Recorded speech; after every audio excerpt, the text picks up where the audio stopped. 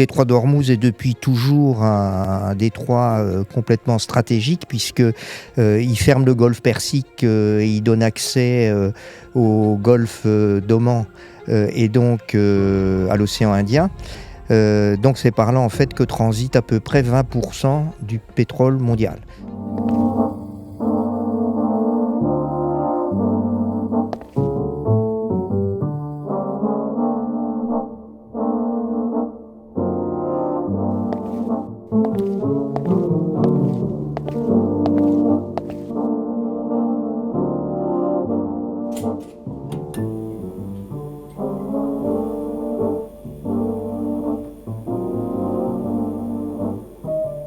Bonjour à tous, chers amis auditeurs, bienvenue pour ce nouveau podcast Expression Libre. Ce podcast, vous le retrouvez en version intégrale sur notre application mobile, l'application que vous pouvez télécharger via Apple Store, Google Play ou via notre site internet www.omertamedia.fr. N'oubliez pas évidemment de vous abonner à cette chaîne YouTube et de vous abonner aussi à tous nos réseaux sociaux, à notre compte Instagram, notre compte TikTok, notre compte X, c'est très important pour le référencement d'Omerta. Aujourd'hui, nous allons parler énergie, nous allons parler Moyen-Orient, nous allons parler Russie avec l'un des meilleurs experts du domaine, Monsieur Philippe Charlès. Bonjour monsieur. Bonjour et merci de votre invitation.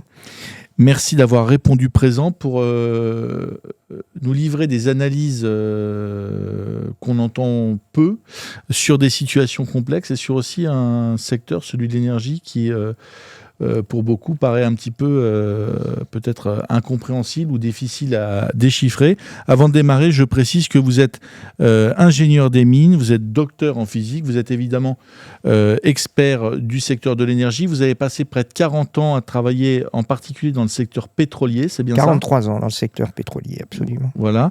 Et vous êtes l'auteur d'un livre que je recommande à tous nos auditeurs, qui s'appelle « Les 10 commandements de la transition énergétique » qu'on peut trouver aux éditions VA. Merci de nous rejoindre aujourd'hui. L'actualité, elle est géopolitique. Au Moyen-Orient, on le voit bien, avec l'Iran, Israël, les États du Golfe. Mais évidemment, au cœur de cette guerre militaire, il y a la question de l'énergie qui est centrale et qui pourrait être d'ailleurs l'un des fils conducteurs de ce qui s'est passé, de ce qui va se passer, qui pourrait dicter finalement la suite des opérations militaires en cours. La première question qui est au centre des débats de cette guerre, c'est la question du détroit d'Ormuz. Est-ce que vous pouvez nous expliquer quelle est aujourd'hui la situation? Il y a beaucoup d'informations contradictoires. Quelle est aujourd'hui la situation de ce détroit qui est stratégique pour l'export des matières premières, du pétrole extrait d'un certain nombre de pays du Golfe vers le reste de la planète? Alors, donc oui, le détroit d'Ormuz est depuis toujours un détroit complètement stratégique puisque il ferme le golfe Persique et il donne accès au golfe d'Oman et donc à l'océan Indien. Donc c'est par là en fait que transite à peu près 20% du pétrole mondial. Donc la consommation de pétrole dans le monde aujourd'hui est de l'ordre, on va faire simple, de 100 millions de barils jour. 20%, donc c'est-à-dire 20 millions de barils jour, traversent tous les jours le détroit d'Oman, puisque l'ensemble de la production du Moyen-Orient en fait donne sur le golfe Persique et non pas sur l'océan Indien ou la mer Rouge par exemple. Donc c'est-à-dire que tous les champs pétroliers sont vraiment situés pour des raisons géologiques dans cette zone. Donc si on reprend par ordre l'ensemble des pays, vous avez au nord l'Irak, tous les champs irakiens avec la fameuse ville de Bassora qui est une grande ville pétrolière avec le Tigre et l'Euphrate qui se jettent dans le golfe Persique. Vous avez ensuite le Koweït, vous avez ensuite évidemment l'Arabie Saoudite, avec toute la côte d'Arabie Saoudite. L'Arabie Saoudite, c'est quand même 10 millions de barils jour, donc c'est le deuxième producteur mondial après les États-Unis. Vous avez ensuite les Émirats Arabes Unis, vous avez l'Oman, Et puis, de l'autre côté, vous avez évidemment l'Iran qui est le 4e producteur mondial avec 5 millions de barils jour. Alors, l'Iran est le seul qui peut éventuellement exporter du brut par l'océan Indien, puisqu'il y a un certain nombre de gazoducs avec un port qui se situe donc à l'est de l'Iran, sur l'océan Indien. Mais on va dire que globalement, la majorité passe par ce détroit d'Oman. Donc un blocage du détroit d'Oman, ça veut dire moins 20% sur la production pétrolière mondiale. Or, quand on sait qu'une variation de 2 à 3% en excès d'offres ou en excès de demande a déjà un impact majeur sur le prix du baril, on peut imaginer qu'une période assez longue où le détroit d'Oman serait fermé et où le monde serait privé de 20% de la production pétrolière mondiale pourrait conduire à des prix du baril tout à fait inimaginables. Est-ce qu'on sait aujourd'hui si ce détroit il est vraiment bloqué à 100%? Les Iraniens disent qu'ils ont laissé passer 5 bateaux. Et au-delà de ça, est-ce qu'aujourd'hui, s'il y avait, je dirais, est-ce qu'il y a le blocage aujourd'hui, c'est pas les compagnies d'assurance qui, en fait, empêchent le transport? Je pense que l'Iran joue le régime des mollahs joue son va-tout à travers ce détroit d'Ormuz, puisqu'en fait, on sait que l'issue militaire, elle est quand même écrite. Et donc, ça veut dire qu'un régime totalitaire comme l'Iran, et c'est un peu ça qui m'inquiète, ira jusqu'au boutisme, je vais dire, dans la pérennité de son système. Et ce jusqu'au boutisme pourrait être, l'image de ce jusqu'au boutisme pourrait être un blocage complet du détroit d'Ormuz, avec par exemple la mise en place d'un certain nombre de plusieurs dizaines, voire plusieurs centaines de mines flottantes. Alors, c'est pas mon métier, mais c'est mentionné par un certain nombre d'experts militaires. Absolument. C'est très simple à mettre en œuvre, et là, c'est un blocage qui pourrait durer des mois, voire des années. Alors, est-ce qu'ils le feront? Je n'en sais rien. Mais c'est quand même quelque chose qui m'inquiète parce que je vais dire qu'on sait que les régimes totalitaires acculés sont capables de tout. Et donc je pense que c'est une éventualité qui existe et qui commence à être intégrée dans les schémas. Alors pour répondre à votre question, donc qu'est-ce qui bloque aujourd'hui? Non, ce ne sont pas les compagnies d'assurance. Alors indirectement, on va dire. Mais ce qui bloque aujourd'hui, c'est effectivement la menace. L'Iran a montré en bombardant un premier pétrolier qu'ils étaient capables de mettre leurs menaces à exécution. Et donc, il y a effectivement une crainte, et on sait qu'il y a un certain nombre de tankers, de pétroliers, qui sont bloqués à la fois en amont et à la fois en aval. Donc, en amont, c'est ceux qui sortent, et en aval, c'est ceux qui rentrent, puisque c'est un circuit qui est permanent. Et donc, ça a aussi des limites par rapport à un point qui est fondamental et dont peut parle, c'est en fait les puits qui continuent à produire. Les puits continuent à produire, ce pétrole qui sort des puits, il va falloir le stocker, et ce stockage lui-même a des limites.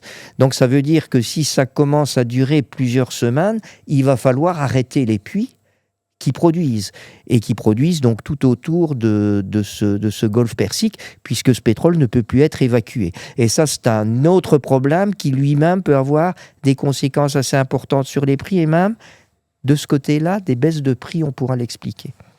Quel est aujourd'hui, au moment où on se parle, le bilan des attaques iraniennes sur le complexe énergétique, en particulier sur ces raffineries, ces centres de stockage dans les pays du Golfe? On sait qu'il y a une raffinerie en Arabie Saoudite qui a été sérieusement touchée. Quel est aujourd'hui le bilan et les conséquences immédiates de ces attaques? Ce que je vais dire, c'est que c'est assez spectaculaire, mais ça reste quand même relativement marginal à l'échelle du Moyen-Orient. Pourquoi? parce que, certes, une raffinerie, il y a un effet qui est plus psychologique que physique, si vous voulez, mais je pense qu'aujourd'hui, aucun des belligérants n'a vraiment attaqué les installations pétrolières elles-mêmes. Je n'ai pas entendu, par exemple, d'Américains ou d'Israéliens cherchant à bombarder les installations pétrolières en Iran. On sent que les cibles aujourd'hui, vous me corrigerez si je me trompe, mais sont surtout des cibles militaires d'un côté, des cibles politiques de l'autre, mais pas tellement des cibles pétrolières. Et côté Iran, oui, il y a quelques dégâts. Ils peuvent effectivement avoir un certain degré de nuisance. Cela étant, je pense que par rapport au nombre d'installations, là n'est pas le problème. C'est que le blocage du détroit d'Ormuz sera beaucoup plus efficace psychologiquement et même dans les faits que pour l'Iran d'aller, surtout qu'ils ont quand même ils ont quand même une quantité d'armes qui aujourd'hui semble relativement limitée, et donc à mon avis ils préfèrent concentrer leurs cibles à la fois sur des cibles militaires et même sur des cibles civiles, parce que l'effet psychologique sera beaucoup plus marqué pour l'Occident que sur des cibles pétrolières qui en plus sont c'est quand même assez dispersé des puits. Donc vous allez utiliser un drone pour essayer de détruire un puits, vous allez peut-être pas le toucher, donc très probablement ça ne sera pas très efficace d'un point de vue concentration sur le plan de l'efficacité militaire. Vous qui observez la situation, les réactions des uns et des autres, comment réagissent les pays du Golfe à cette guerre, mais à ces attaques, à cette possibilité de fermeture du détroit d'Ormuz? Est-ce qu'il y a une inquiétude? Est-ce qu'il y a un début de crise financière? Est-ce qu'il y a une déstabilisation vraiment? Alors on se parle. Le meilleur indicateur de la crise, c'est le prix du baril. C'est donc finalement le prix du baril qui vous indique à la fois l'impact psychologique qui est fondamental dans le pétrole.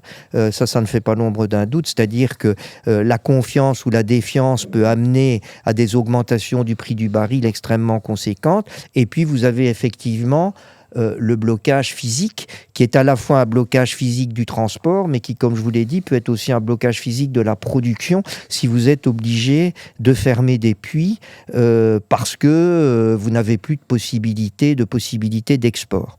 Alors, ce qu'on peut dire, c'est que l'augmentation, pour l'instant, reste quand même, elle est significative, mais elle reste quand même modérée. Donc, c'est-à-dire que avant le déclenchement du conflit, on était à peu près à $72 le baril. On est monté à 85 lundi et c'est resté entre 82 et 85 les 3 jours suivants. Donc, c'est-à-dire que globalement, les marchés ont intégré le risque qui, au vu de l'augmentation du prix du baril, reste aujourd'hui modéré. Donc, c'est-à-dire que les marchés ne semblent pas pour l'instant intégrer une fermeture très longue du détroit d'Ormuz. Mais il est certain qu'au fur et à mesure des jours et au fur et à mesure du fait que les tankers ne peuvent pas traverser ce détroit d'Ormuz, le prix du baril risque d'augmenter. Et je crois que c'est ça qu'il faut surveiller. Comme nous ne pouvons pas, évidemment, en tant qu'observateurs, être dans la tête de tous les politiciens locaux, je crois que surveiller le prix du baril et aussi le prix du gaz, dont on pourra parler d'ailleurs, restent les deux meilleurs indicateurs de la situation. Donc ce que je veux dire, c'est que pour l'instant, les marchés pétroliers sont inquiets, mais ils ne sont pas vraiment en panique, je dirais. On sait que le pétrole est un moteur pour Donald Trump dans sa vision géopolitique, sa vision de la diplomatie américaine. Il l'a prouvé au Venezuela en remettant la main sur les ressources de cet État, en subordonnant la livraison de pétrole vénézuélien à la Chine à son bon vouloir, finalement. Se pose aussi la question du pétrole iranien, dont la Chine aussi est largement dépendante. À votre avis, quelle est la part dans la décision de Donald Trump, dans son intervention, quel rôle joue le pétrole iranien? Alors, je pense que c'est vraiment une question clé. C'est vraiment une question clé parce que autant au début des années 2000, les interventions américaines au Moyen-Orient avaient, pour les États-Unis, je vais dire, le pétrole jouait un rôle fondamental. Je crois qu'on peut refaire un petit historique qui peut être intéressant pour nos auditeurs. C'est que les États-Unis avaient passé leur pic pétrolier en 1970. Et à partir de 1970, les États-Unis sont devenus de plus en plus dépendants de leurs importations pétrolières. Et cette dépendance a culminé à 70% en 2005-2006. Donc 70%, ça veut dire que les États-Unis importaient 70% du pétrole qu'ils consommaient. C'est ça la définition de la notion de dépendance pétrolière. C'est le pourcentage du pétrole que vous importez. La France, c'est 100%. Et donc, les États-Unis étaient devant une situation problématique en matière de pétrole, mais d'ailleurs aussi commençait à l'être en matière de gaz. On en parlera après. Et donc, par exemple, leur intervention en Irak en 2003, c'est tout à fait, il y avait une justification de sécurisation de leur approvisionnement pétrolier. Depuis, les choses ont complètement changé. Grâce à cette révolution des pétroles, des gaz et des pétroles de schiste, les États-Unis sont devenus d'ailleurs, pour la première année historique en 2025, un exportateur de pétrole. Ils étaient toujours un petit peu importateurs, mais aujourd'hui, ils consomment de l'ordre de 18 millions de barils jour et ils en produisent 20. Donc ça veut dire qu'ils sont exportateurs de pétrole. Donc c'est-à-dire que s'il y a bien un pays qui n'a absolument pas besoin ni du pétrole vénézuélien, ni du pétrole iranien, ni du pétrole saoudien, ni du pétrole émirati, ce sont les États-Unis. Alors, ils subiront l'augmentation des prix, parce que les prix sont mondiaux, mais par contre, ils ont une sécurité absolue sur leur approvisionnement. Donc, sauf à ce que Donald Trump, et je ne le crois pas, soit complètement, je vais dire, débile, il n'y a aucune raison qui participe à cette guerre pour son approvisionnement pétrolier. Donc on peut effectivement, et vous mettez tout à fait le doigt là-dessus, de comprendre sa motivation vis-à-vis de la Chine, qui est quand même son grand, alors je dirais même plus concurrent, mais ennemi. Et donc c'est là qu'il faut faire le parallèle avec la Chine. Et la Chine, au début du siècle, était elle-même exportatrice de pétrole. Et puis, les choses ont évidemment évolué. C'est devenu la seconde économie mondiale. Et aujourd'hui, la Chine est dépendante de ses importations pétrolières à 80%. Donc la situation s'est inversée. Donc la situation s'est complètement inversée. Géopolitiquement, tout est complètement différent. La Chine, aujourd'hui, est quand même un producteur de pétrole, produit 4,5 millions de barils jour. Donc juste derrière l'Iran, ça doit être le 5e producteur mondial, mais on consomme 16,5.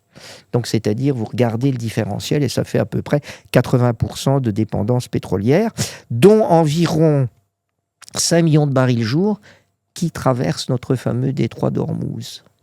Et donc, on peut imaginer que derrière l'idée de Donald Trump, parce que bon, finalement, quel est son intérêt personnel de faire chuter le régime iranien? Bon, certes, il a beaucoup d'électeurs juifs aux États-Unis, mais est-ce que ça peut justifier une intervention? Non. Donc je pense effectivement que l'une de ses grandes motivations, c'est de pénaliser la Chine. Parce que si la Chine, qui a la main sur pratiquement toutes les matières premières au monde, a une épine dans le pied, c'est vraiment celle du pétrole, avec d'ailleurs, alors bon, il n'y a pas de problème pour l'instant, mais il y a 2 détroits stratégiques pour la Chine. Il y a le détroit d'Ormuz dont on a abondamment parlé, mais il y a aussi le fameux, est-ce que vous connaissez le détroit de Malacca? Alors, le détroit de Malacca est situé entre l'île de Sumatra et la presqu'île malaise. C'est un détroit extrêmement étroit et peu profond, notamment au large de Singapour. Et le trafic qui traverse le détroit d'Ormuz, en grande partie, traverse aussi le détroit de Malacca. Il suffirait stratégiquement de couler 3 ou 4 pétroliers dans le détroit de Malacca pour bloquer complètement l'approvisionnement chinois en pétrole. Les pétroliers seraient obligés de contourner toute l'Indonésie et revenir via pratiquement le nord de l'Australie vers la Chine. Vous comprenez la complexité des routes que ça peut engendrer. Et donc, la Chine a vraiment cette épine dans le pied. Et donc, comme vous l'avez dit, l'une des grandes motivations des États-Unis, c'est effectivement, d'essayer d'affecter ce transport maritime pétrolier vers la Chine. La Chine, privée de 5 millions de barils jour, fout à plat son économie, ça fait pas l'ombre d'un doute, puisque ça intervient énormément dans les transports, et le pétrole, avec 16,5 millions de barils jour, joue évidemment un rôle clé dans l'économie chinoise. Voilà pour vous expliquer un peu longuement, mais ce détail historique de cette inversion complète de situation de la dépendance pétrolière entre les États-Unis, qui ne sont plus aujourd'hui dépendants, et la Chine, qui est hyper dépendante du pétrole. Mais c'est très intéressant ce que vous expliquez sur les États-Unis. Ils passent finalement d'importateurs de pétrole à l'autosuffisance, voire même à une petite capacité d'export. Est-ce que justement l'ambition de Donald Trump, quand il met la main indirectement, mais comment dirais-je, de manière assez prégnante quand même, il contrôle les ressources, les capacités d'extraction, les capacités d'export du pétrole vénézuélien. Là, il lorgne sur l'Iran. Est-ce qu'il n'y a pas une volonté de Donald Trump, via les grandes sociétés pétrolières américaines, de devenir, via ces nouvelles ressources extérieures, un pays vraiment exportateur de pétrole? Alors, d'abord, le cas vénézuélien est intéressant. Je vais dire, le cas vénézuélien était un avertissement, si j'ose dire. Parce que le Venezuela, est un grand producteur de pétrole historique, mais enfin, on sait que le chavisme n'a pas vraiment été très favorable au développement de l'industrie pétrolière. Il a mis la main sur les ressources pétrolières. Le Venezuela produisait dans sa bonne période de l'ordre de 3,5 millions de barils jour, est tombé aujourd'hui à 700-800 000. Donc, c'est-à-dire que son industrie pétrolière est dans un état technique absolument épouvantable. Mais cela étant, la Chine importait quand même 4 à 500 000 barils jour en provenance du Venezuela. Et donc, ça a été presque un premier avertissement, mais 4 à 500 000, ils pouvaient s'en accommoder. Les 5 millions de barils jour du détroit d'Ormuz, ils ne pourront pas s'en accommoder, comme je voulais expliquer. Alors, incontestablement, oui, par rapport à l'enlèvement de Maduro et la mainmise sur le Venezuela, ils voulaient que les compagnies pétrolières américaines qui avaient un peu été exclues du Venezuela, sauf Chevron, qui était toujours présent, reviennent. Alors il faut savoir que le pétrole vénézuélien, du pétrole compliqué, c'est du pétrole lourd qui vient du delta de l'Orénoque. Il y en a encore un petit peu de production dans le lac de Maracaibo, mais cela étant, oui, alors les compagnies pétrolières. Mais je penserais plus au business que la main mise sur les ressources pour embêter les Chinois, parce que l'impact reste modéré. Est-ce que, par rapport à la situation iranienne, là c'est loin d'être acquis, est-ce qu'effectivement il a derrière la tête, oui c'est possible de faire que l'Iran change de régime et que du coup ça lui donne accès, ou que ça donne accès aux grandes compagnies américaines au pétrole iranien? Oui, probablement. Je pense qu'il a aussi derrière la tête un deuxième effet, c'est que on sait que les Américains détestent un prix du pétrole élevé. On sait que chromosomiquement, le prix de l'essence bas, c'est aussi important pour l'Américain, je vais dire, que le droit de grève pour les cégétistes en France. Chromosomiquement, pour essayer de faire un parallèle, c'est à peu près pareil. Et donc, je dirais que le fait de pouvoir avoir la main sur certaines ressources du Moyen-Orient peut effectivement être un levier assez efficace pour avoir la main sur les prix, c'est-à-dire de jouer quand c'est nécessaire sur une augmentation de production et quand c'est nécessaire sur une baisse de production, pour pouvoir placer les prix dans un range de prix suffisant pour bien gagner sa vie, mais pour ne pas pénaliser le consommateur. Donc il peut effectivement y avoir comme deuxième raison, parallèlement à la Chine, ce fait qu'il peut effectivement avoir un rôle dans sa stratégie. Parce que finalement, c'est un business incroyable. Si les sociétés comme Chevron, par exemple, se mettent à vendre le pétrole d'autres pays, c'est... Oui, alors il faut pas rêver non plus. On ne va pas revenir à la bonne période des concessions d'avant la décolonisation, si j'ose dire. Hein. Ce que je veux dire, c'est que jusque dans le milieu des années 60 et même jusqu'au premier choc pétrolier, c'était des concessions. Donc, c'est-à-dire que c'est le consommateur qui faisait les prix. C'est le consommateur qui finalement avait des concessions. Il donnait quelques broutilles au chef bédouin qui était là à l'époque, et puis il s'en contentait.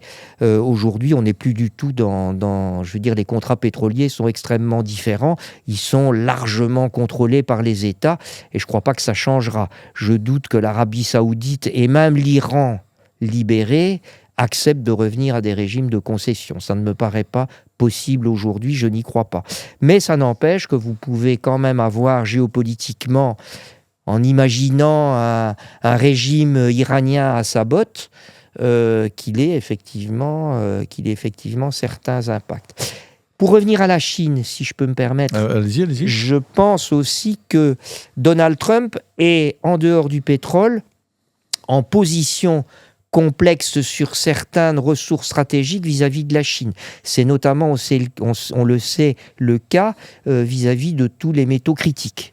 On sait que sa vue sur le Groenland, sa vue sur l'Ukraine, c'est aussi par rapport aux métaux critiques que peuvent receler les sols groenlandais et ukrainiens. Et donc sur ce sujet-là, je pense que dominer davantage le marché pétrolier mondial est un argument de négociation vis-à-vis des Chinois par rapport aux métaux critiques où les Chinois ont vraiment la main. Donc, je pense qu'ils cherchent vis-à-vis de la Chine à avoir des leviers d'influence, et comme il n'est pas stupide, il a compris que les Chinois, encore une fois, ont une épine dans le pied, c'est le pétrole, et que donc en mettant un peu la main sur le marché mondial du pétrole, il pouvait avoir des billes de négociation très fortes vis-à-vis de la Chine. On a parlé du pétrole dans cette guerre israélo-américano-iranienne. On n'a pas parlé du gaz. Absolument. Quel est l'impact aujourd'hui de ce qui se passe sur la production et plus globalement le marché du gaz ? Alors, d'abord, le marché du gaz est différent du marché du pétrole. Le marché du pétrole est un marché mondial. Globalement, le prix du baril de pétrole aux États-Unis, à Dubaï, et le Brent en Europe, à quelques dollars près, c'est pareil. Tout simplement parce que le pétrole, il peut circuler librement et de façon totalement fluide sur tous les océans de la planète. Je vais vous donner une anecdote qui est assez intéressante. Quand j'étais directeur d'asset en Angola au début des années 2000, quand je remplissais un pétrolier et que je l'envoyais vers Rotterdam, je vous laisse deviner combien de fois la cargaison changeait de propriétaire pendant le voyage. C'était 20 fois. 20 fois 20 fois. Donc, c'est-à-dire que globalement, la cargaison se négocie pendant le voyage, et éventuellement, le pétrolier peut même changer de destination pendant son voyage si quelqu'un offre, disons, est plus offrant sur la cargaison. Donc ça veut dire que le pétrole, finalement, c'est pour ça qu'un embargo pétrolier, ça ne sert pas à grand-chose. Tout simplement parce qu'un embargo pétrolier, il est extrêmement peu efficace dans la mesure où, encore une fois, si les Européens ne veulent pas acheter une cargaison russe, par exemple, pour des raisons d'embargo, les Indiens pourront acheter de façon fluide la cargaison. Elle sera raffinée en Chine, en Inde, et puis elle peut revenir en Europe via un tanker indien. c'est tout à fait possible. Sur le gaz, c'est différent en ce qui concerne le gaz par gazoduc. Le gaz par gazoduc, vous avez un point de départ et un point d'arrivée. Vous ne pouvez pas changer, comme avec le pétrolier, les points de départ et les points d'arrivée. Donc c'est pour ça que vous avez un marché du gaz qui est régional. Le prix du gaz aux États-Unis, en Europe et en Extrême-Orient sont des prix qui peuvent être très différents suivant les conditions géopolitiques et suivant les conditions de marché et la consommation. Aux États-Unis, le gaz est 5 fois moins cher qu'en Europe. Mais il y a une exception, c'est le gaz naturel liquéfié. Le gaz naturel liquéfié sur un méthanier, on revient au pétrole. Il est aussi fluide que le pétrole. La cargaison est sur bateau et elle peut éventuellement changer de direction. Mais le gaz naturel liquéfié aujourd'hui, ça n'est qu'une quinzaine de % du marché mondial du gaz. Donc vous avez énormément de gaz qui est consommé localement, qui éventuellement est exporté par gazoduc, avec le point de départ et le point d'arrivée qui ne peuvent pas changer.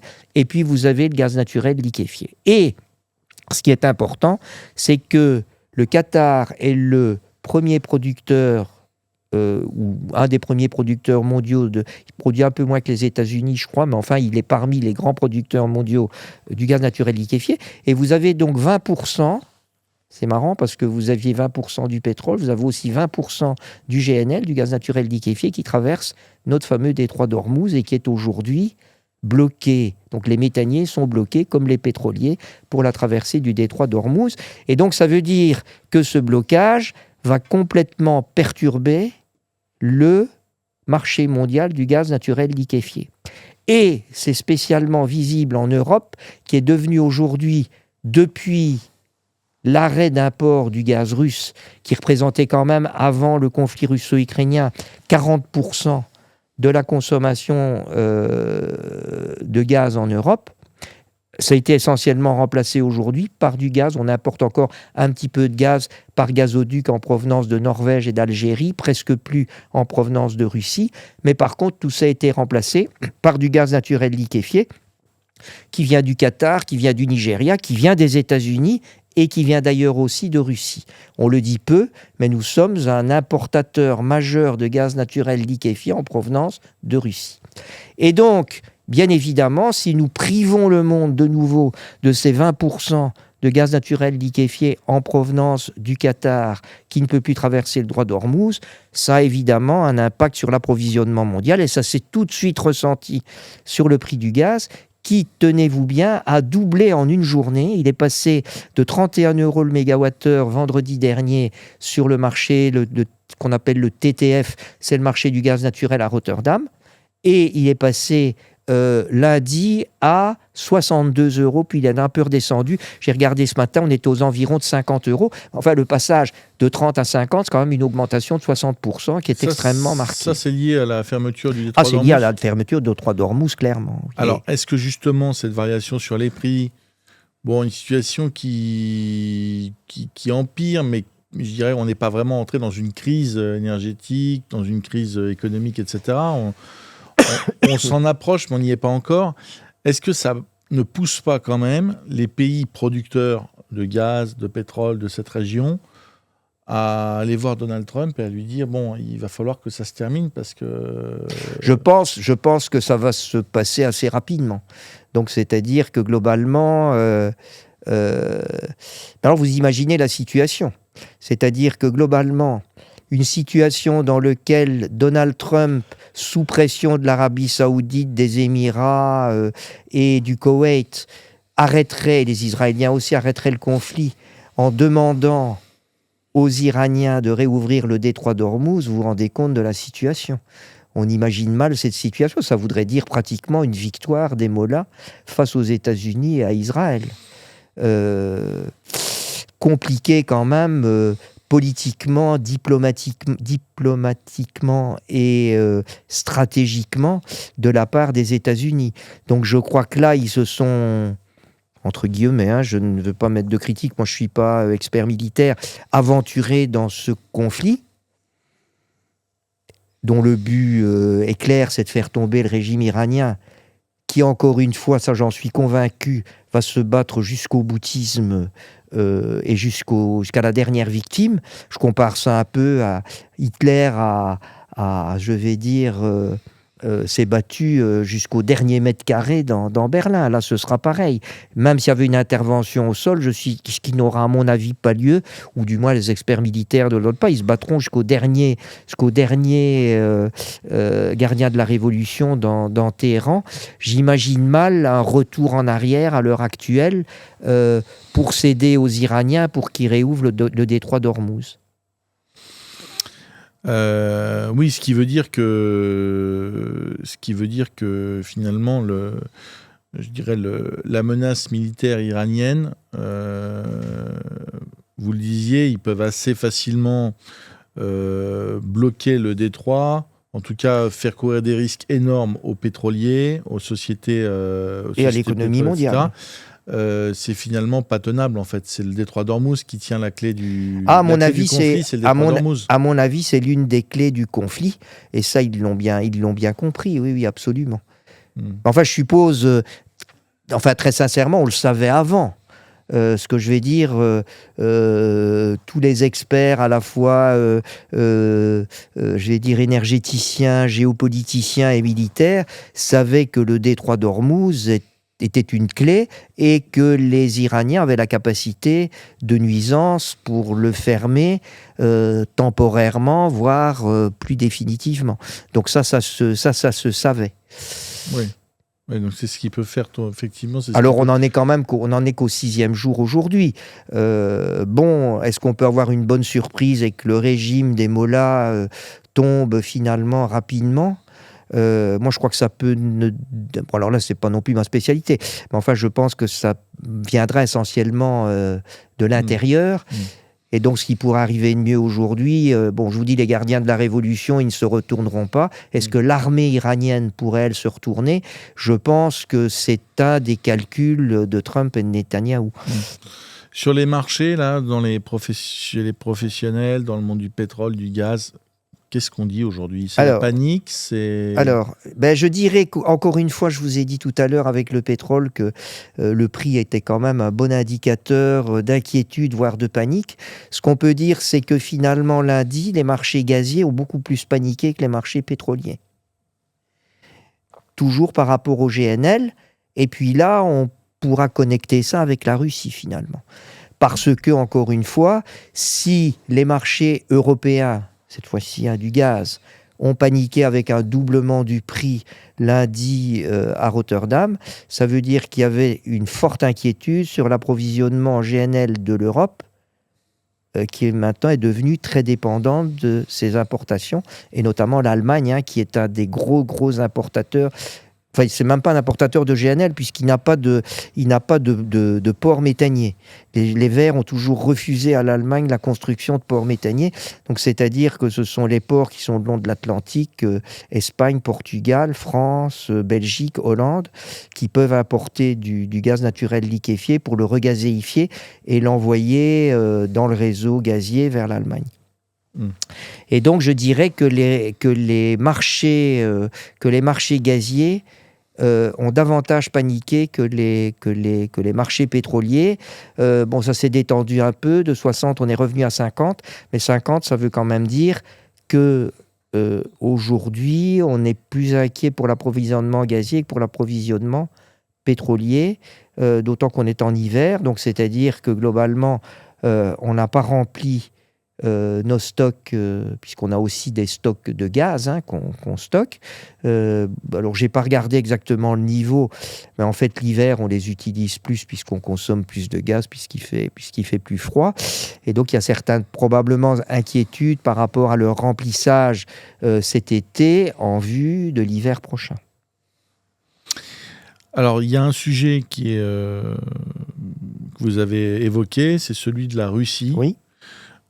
Qui est lié à la situation au Moyen-Orient, mais en fait, je dirais l'actualité énergétique avec ce pays, elle remonte pour des changements assez significatifs à la guerre en Ukraine.